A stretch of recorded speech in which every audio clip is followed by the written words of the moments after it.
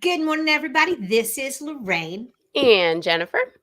and you're probably watching this video today either because you're a friend of Jennifer's or mine, or because you're in our target market, because you fit the profile of the kind of business owner we want to talk about. Yes. So, what we want to talk about today is why marketing fails when you don't understand who your audience is and who you're talking to. It's so funny because we come at this from such different perspectives. And hmm I always jump back to the old school. Bottom line, marketing 101 people, if you don't know who your customer is, how do you talk to them? How do you create content that is meaningful for them? And I'm going to argue you can't. No, no. I mean, I have someone that I'm working with lately, and then they check all the boxes of all the different types of marketing that they should be doing, and they're wondering why it's not working. And, I started reviewing some of the messaging, and I'm like, that doesn't talk to who you're trying to talk to. In fact, it's going to actually attract this other type that you don't want, and so that's why it's not working. You've Mhm. checked the box that you're doing it, but it doesn't have the right words that your particular audience would want to see.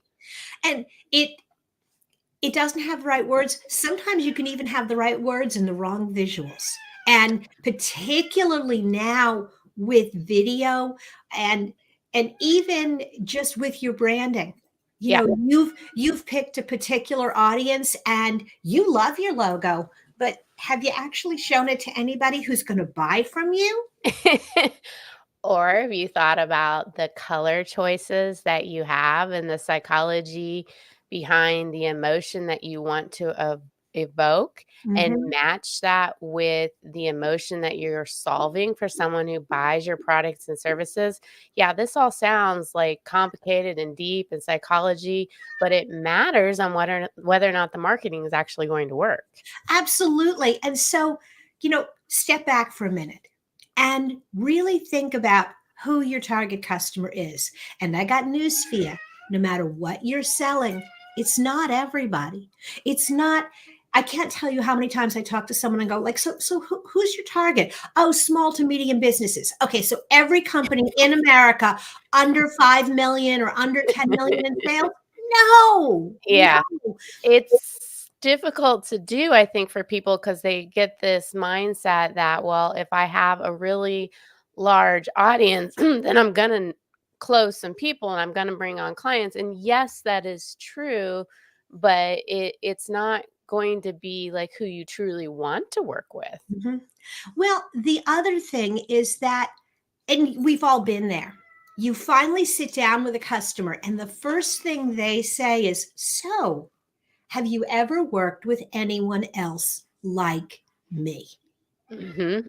And when you target your marketing and you identify who your customer is, and you start to create ads just for that customer, it doesn't mean other people won't call you.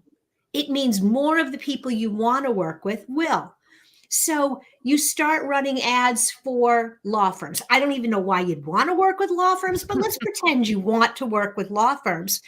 You're going to have a more polished tone. You're going to have a more intellectual twist on your marketing. That may make most plumbers uncomfortable. They may feel like, ooh, that's not my agency, but you don't care because you want to work with lawyers. And the Yeah. one HVAC company that does call you, they're looking for somebody who has that voice, that That style. mhm. Mhm. And so it will match up then even though it's in a different industry.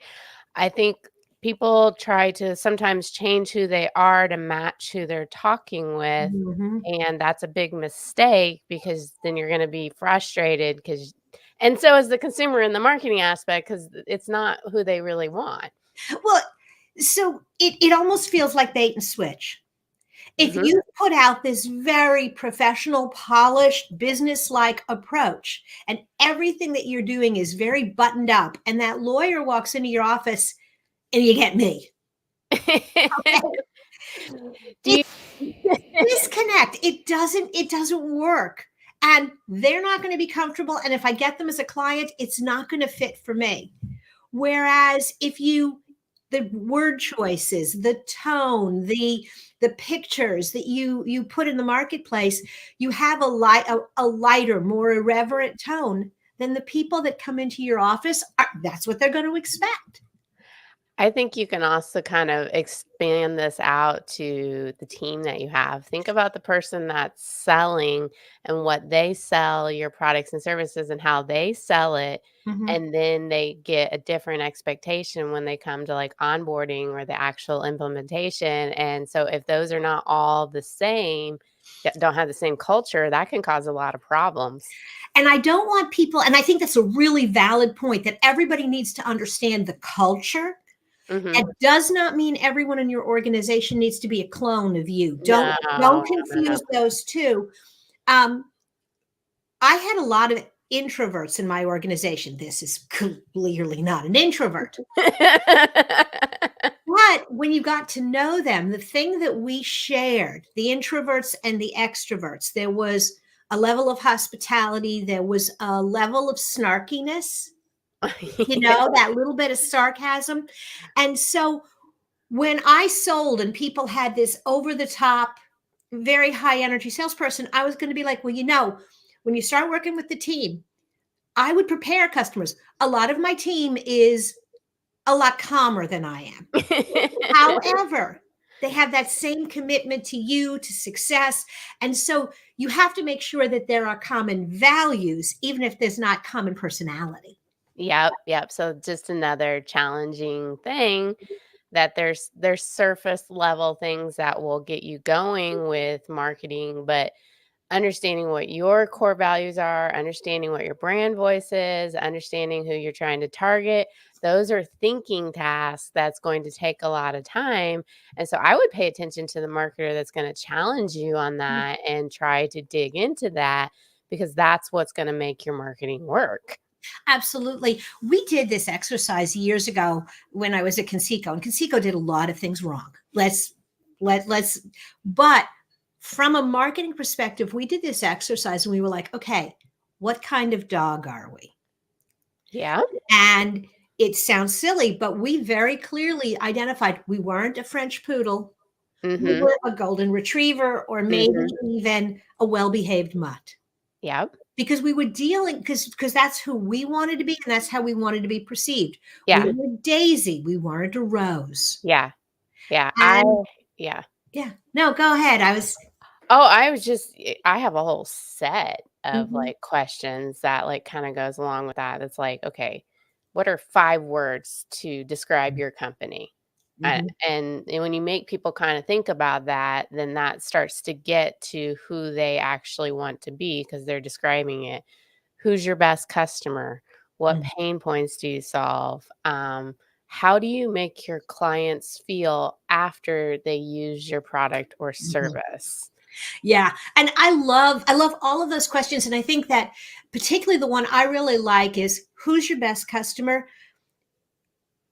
We had this exercise, and I think it even came from one of the mastermind groups that we were both a part of. I would ask my team if we could only work with 3 customers, who would those 3 be? Mhm. And that really gets to what makes someone what these 3 very different businesses, what makes them good customers? And then how do we talk to them? And also, how did we get them? Yeah, yeah, where did it come from? Mhm, I love this topic so much because it gets into the psychology, and fun mhm. fact for everybody, I have a degree in psychology. So, I always wanna understand the why before I get to the what, but the what is easier for a lot of people. Well, everybody everybody can create a social media post. I mean, we've all been doing it now for, I don't know, a decade. Right. But creating a post that has an image that someone will stop and look at, Yeah, writing a blog post that something other than Google will care about and say, "Oh, yeah. he really knows." You That know that's different. And tools today with ChatGPT when you can just go in and ask, what are the challenges that somebody has when they want to buy product X or B? And it will start giving you ideas, and then you can clarify that, like that, it's a lot easier than what it used to be. It is if you choose to Do the work. do the work and to really think about, and it starts with this very basic. Yes, you can serve an entire universe of customers, but who is in the center of the circle? And if you Mhm. had more of them, would you be good? And if you are, then don't worry about the people that are like way the hell out here. It doesn't matter. It only matters who are you working? Who do you really want to work with? And how do you talk to them? It's an abundance mindset. It totally is.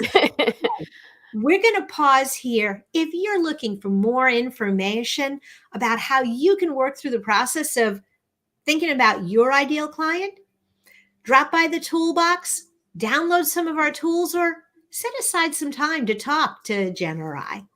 All right. Take care. Bye now.